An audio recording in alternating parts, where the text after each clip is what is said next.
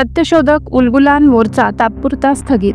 सत्यशोधक शेतकरी सभेच्या नेतृत्वाखाली आज 26 सप्टेंबर रोजी नवापूर तहसील कार्यालयावर रास्तभाव, कर्जमुक्ती, आदिवासी हक्क व दुष्काळ जाहीर करण्यासह 54 मागण्यांसाठी मोर्चा निघणार होता। मात्र नंदुरबारमधील तणावपूर्ण परिस्थिती लक्षात घेता पोलिसांच्या विनंतीवरून मोर्चा तात्पुरता स्थगित करण्यात आला। साक्री येथे रात्री उशिरा झालेल्या बैठकीनंतर तहसीलदार, वन विभाग, कृषी विभाग, बांधकाम विभाग यासह सर्व अधिकाऱ्यांसमोर सविस्तर चर्चा झाली। या बैठकीत अतिवृष्टीमुळे झालेल्या नुकसानीचा पंचनामा तातडीने होणार, आदिवासींवर हल्ला करणाऱ्या वनपालावर गुन्हा दाखल, शेतकऱ्यांचा ट्रॅक्टर परत मिळणार, वनहक्क दावेदारांना कुणी अडथळा करणार नाही, लेखी आश्वासन। डोकारे साखर कारखान्याबाबत 7 दिवसात बैठक, तालुक्यातील रस्त्यांचे काम व चौकशीचा अहवाल 7 दिवसात, अशा अनेक मागण्यांवर सकारात्मक चर्चा झाली। सत्यशोधक नेत्यांनी स्पष्ट इशारा दिलाय की 7 दिवसात मागण्यांची अंमलबजावणी नाही झाली तर देवफळी राष्ट्रीय महामार्गावर तीव्र रास्ता रोको आंदोलन उभारले जाईल।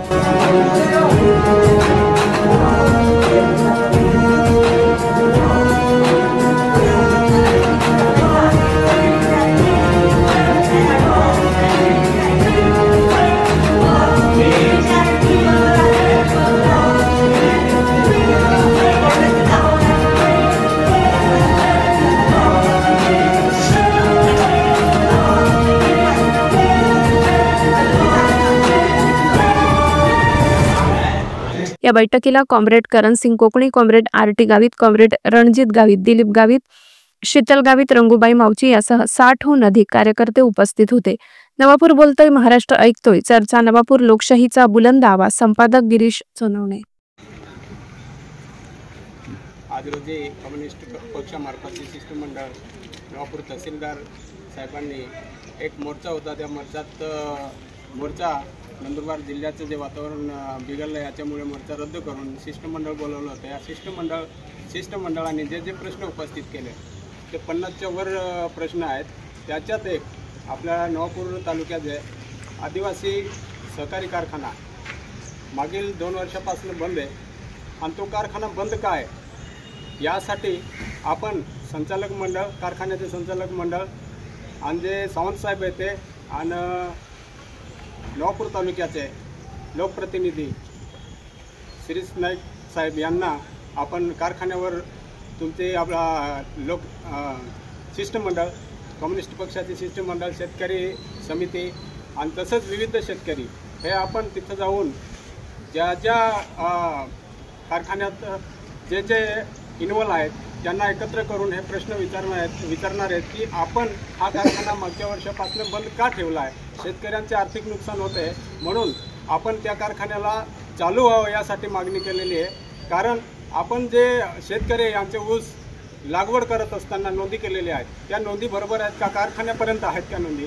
ते बघण्यासाठी किंवा कारखाना चालू होण्यासाठी ह्यासाठी आपला प्रयत्न राहील, जेणेकरून शेतकऱ्यांचे आर्थिक नुकसान होणार नाही। यासाठी आपण जे शिष्टमंडळ आहे ते शेतकरी समिती, जे आदिवासी शेतकरी समिती नवीन समिती तयार झालेली आहे, BTTS शेतकरी समिती आहे, ते सगळे शेतकरी मिळून आपण कारखान्यावर बसणार आहे। आणि हे जे संचालक मंडळ आहे कारखान्याचे जे मालक आहे सावंत साहेब आणि शिरीष नाईक साहेबांना एकत्र करून हे प्रश्न विचारणार आहे की आपण कारखाना कधी चालू करणार आहे। यावर्षीच कारखाना चालू झाला पाहिजे हे आपले उद्देश आहेत आणि हे आपले प्रयत्न आहेत। जर त्यांनी कारखाना चालू केला नाही तर रामादादांनी जसं सांगितलं देवळपुळे या ठिकाणी आपण हायवेवर बसवून आंदोलन करू आणि कारखाना चालू करायला लावू, असा प्रयत्न आपला राहील पुढच्या वेळेस, जर यांनी आपल्या मागण्या पण पूर्ण केल्या नाही तरची गोष्ट। एवढं बोलून 2 शब्द संपवतो। सत्यशोधक शेतकरी सभेच्या वतीने आज नवापूर तहसीलवर सत्यशोधक उलगुलान मोर्चा जाहीर करण्यात आलेला होता।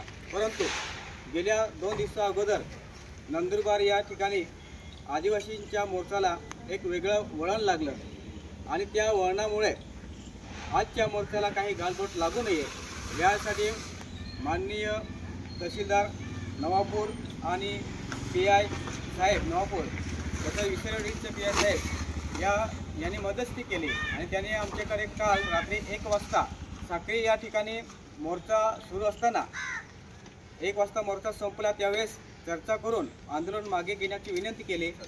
आम्ही त्या मागणीला मान देऊन तो आज जो मोर्चा निघणार होता तो मोर्चा तात्पुरता स्थगित केला आणि आमचं सत्यशोधक शेतकरी सभेचे शिष्टमंडळ हे संबंधित सर्व अधिकाऱ्यांशी चर्चा करण्यासाठी आज इथं आलेलो होतो।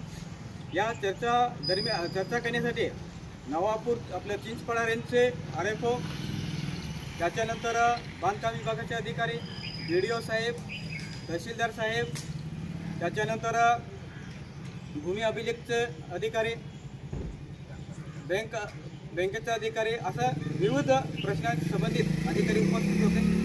चर्चा सकारात्मक झालेले त्याच्यात प्रामुख्याने नवापूर तालुका हा अतिवृष्टी दुष्काळ जाहीर करा, नंदुरबार जिल्ह्यात पूर्ण अतिवृष्टी जाहीर करा ही मागणी होती। आणि त्या मागणीनुसार मान्य तहसीलदार साहेबांनी मान्य केलेले जे सोयाबीन सध्या पिवळा पडलेले, शेंगा आलेले नाही, त्याचा पंचनामा करणार आहेत। त्याच्यानंतर कपाशी गेली असेल, मक्का, त्यांची जे पिकं आहेत ते वाढ खुंटलेली आहे, तसंच कोरडवाहू भात हे गेलेलं आहे। असे जे पिकं या अतिवृष्टीमुळे वाया गेलेले त्या पिकांची पंचनामा करण्यात येणार आहे आणि त्याच्यानुसार तो रिपोर्ट महाराष्ट्र शासनाला कळवण्यात येणार आहे। दुसरं मागणी जी होती की आमच्या कॉम्रेड करणसिंग कोकणी यांच्यावर काही दिवसा अगोदर 2-3 महिन्या अगोदर महाराष्ट्रवाल्यांनी हल्ला केलेला होता, रात्री चोरांसारखा हल्ला केलेला होता, त्यांना प्रमाणपत्र मिळालेलं आहे, सगळं आहे। तर तो चुकीचा हल्ला होता, त्याच्यावर गुन्हा दाखल करायला पाहिजे होता, तो गुन्हा दाखल केलेला नव्हता। उलट आमच्या करणसिंग कोकणेवर महाराष्ट्राच्या सांगण्याच्यानुसार गुन्हा दाखल झालेला होता, तर तो चुकीचा FIR रद्द करण्यात यावा आणि जे संबंधित अधिकारी आहेत वनपाल बेडसे त्यांच्यावर आदिवासी आणि अत्याचार प्रतिबंधक कायद्याअंतर्गत गुन्हा दाखल करावा ही मागणी होती। ती मागणी सुद्धा माननीय PI साहेब विसरवाडी आणि नवापूर आणि तहसीलदार साहेबांनी त्याची दखल घेत ती प्रोसेस सुरू केलेली आहे गुन्हा दाखल करण्याची। त्याच्यानंतर कामोद या ठिकाणी आपल्या आदिवासी वन हक्क दावेदाराच्या शेतामध्ये नांगरटी करत असताना चिंचपाडाचे वनपाल यांनी बेरात्री जाऊन तो ट्रॅक्टर जप्त केला, त्याला मारठोक केली, कोर्टामध्ये डांबण्यात आलं, जेलमध्ये डांबण्यात आलं। त्याचा जो ट्रॅक्टर कायद्यानुसार चुकीचं आहे, कायदा असं म्हणतो की जोपर्यंत आदिवासींचे अतिक्रमण अंतिम निकाल देत नाही तोपर्यंत त्याला त्या जमिनीवर हटवता येत नाही।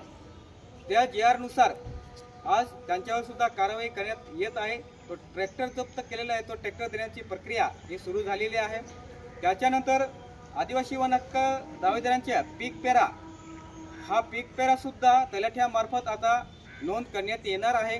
त्याच्यानंतर वन खातं जे अनुसूचित जे फार्म प्रत्यक्ष पीक नोंदणी न करता परस्पर वाटतायत, तर ते न करता वन हक्क समिती आणि दावेदार प्रत्यक्ष जागेवर जाऊन पीक पेरा नोंद करतील आणि वेळापत्रक लावून जे फार्म वाटप करण्याचा कार्यक्रम हा येणाऱ्या दिवसात राबवला जाणार आहे। त्याच्यानंतर जे पात्र ठरलेले आहेत त्यांना भूमी अभिलेख खात्यामार्फत टेबल मोजणी झालेली आहे।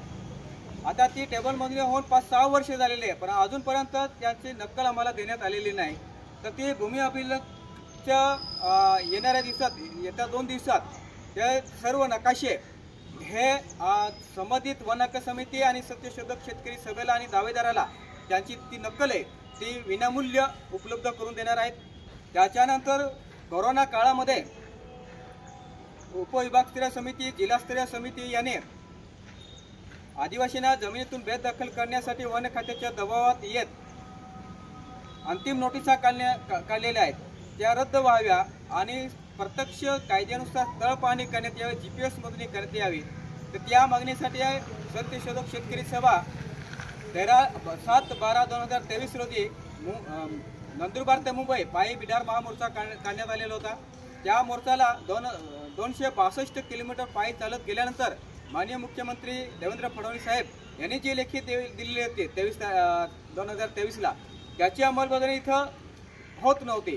ती जवळच्या आपल्या साक्री तालुक्यामध्ये त्याची अंमलबजावणी सुरू आहे, परंतु आपल्या नंदुरबार जिल्ह्यामध्ये ती अंमलबजावणी सुरू होत नव्हती।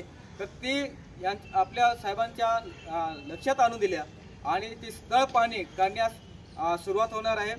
असे अनेक प्रश्न घेऊन हा जो मोर्चा निघणार होता तो मोर्चा न निघता आज शिष्टमंडळाद्वारे चर्चा करण्यात आली, चर्चा व्यवस्थित झाली, लेखी देत आहेत त्यामुळे हा जो स्थगित करलेला मोर्चा काही दिवसासाठी आम्ही स्थगितच ठेवतोय. दुसरी मागणी होती की डोकाऱ्या येथे आदिवासी सहकारी कारखाना जो आहे तो गेल्या 2 वर्षापासून बंद आहे आणि त्यामुळे आदिवासी शेतकऱ्यांचं प्रचंड नुकसान होत आहे. कर्जबाजारी होत शेतकरी. ऊस कारखाने, गुजरातचे कारखाने असतील, आजूबाजूचे कारखाने असतील, ते त्यांना मनाला पटेल तशा भावाने ते घेऊन जात आहेत. त्यामुळे अनेक जे शेतकरी आहेत त्यांचं प्रचंड असं नुकसान झाले. ती मागणी आम्ही त्यांच्या निर्देशनात आणून दिली की कारखानदार आणि सत्यशोधक शेतकरी सभेचे शिष्टमंडळ आणि शेतकरी यांच्याबरोबर कारखानदाराची एक बैठक लावा आणि त्या बैठकीमध्ये हा विषय चर्चेला येऊ द्या. म्हणजे नेमकं कारण काय आहे, का कारखाना बंद आहे, तो शेतकऱ्यांना एकदा कळू द्या. त्यानुसार माननीय तहसीलदार साहेबांनी मान्य केले. येणाऱ्या 7 दिवसात या कारखानदाराशी आणि सत्यशोधक शेतकरी सभेच्या शिष्टमंडळ आणि शेतकरी यांच्याशी बैठक घेतली जाणार आहे. त्या बैठकीमध्ये सकारात्मक जर उत्तर नाही मिळालं तर येणाऱ्या दिवसामध्ये ऊस उत्पादक शेतकरी आणि सत्यशोधक शेतकरी सभा हे तीव्र आंदोलन छेडण्याचं आज त्यांना आम्ही आज वॉर्निंग दिलेली आहे. अशा एकूण 54 ते 55 मागण्याचं निवेदन हे देण्यात आलेले. काही महाराष्ट्र शासनाच्या लेवलचे होते, काही केंद्र सरकारच्या लेवलचे होते. म्हणजे जे आज आपल्या इथं कापूस जो उत्पादक शेतकरी आहे, सोयाबीन उत्पादक शेतकरी आहे, आज पावसामुळे सोयाबीन पूर्ण गेलेले आहे, पावसामुळे कपाशी गेलेली आहे, पावसामुळे मका गेलेला आहे आणि मोदी सरकार हे आपला देशामध्ये परदेशातून कापूस आयात करतायत, सोयाबीन आयात करतायत, मका आयात करतायत आणि ते विनामूल्य आयात करतायत, त्यांना सूट देत आहेत. आणि आपल्या इथे जो पिकणारा जो माल आहे, कपाशी असेल, सोयाबीन असेल, मका, हा परदेशात निर्यात करण्यासाठी 50% टेरिफ म्हणजे कर लावलेला आहे त्या ट्रम्पच्या याच्या दबावात येऊन. तर तो 50% जो टेरिफ कर लावलेला आहे तो रद्द करण्यात यावा आणि आयात कर शुल्क हा वाढवण्यात यावा, जेणेकरून इथला जो शेतकरी आहे त्या शेतकऱ्याच्या मालाला भाव मिळेल. नाहीतर येणाऱ्या दिवसामध्ये सोयाबीन उत्पादक शेतकरी, मका उत्पादक शेतकरी आणि कपाशी उत्पादक शेतकरी, जसं मराठवाड्यात आता भरमसाठ आत्महत्या होत आहेत, तसं आत्महत्या त्या नंदुरबार जिल्ह्यात सुद्धा सुरुवात होईल असं चित्र निर्माण झालेलं आहे. त्यामुळे त्याच्यात पण दखल घ्यायला पाहिजे. त्याच्यानंतर हे जे